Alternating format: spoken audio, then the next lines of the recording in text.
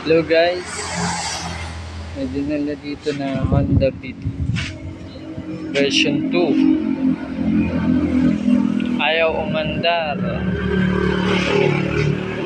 Tapos dito lumalabas sa dashboard kanina Hero 12.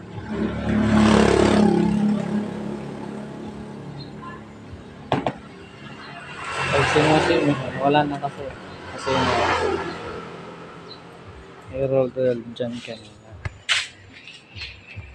So, na-bullshit natin. So, una kong tinignan yung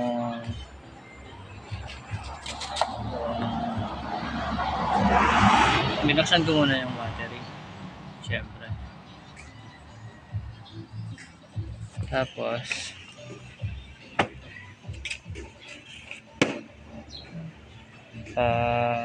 chinek ko yung pump niya kung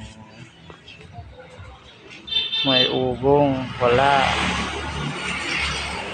Galing dito o kaya dun sa fuse sa battery.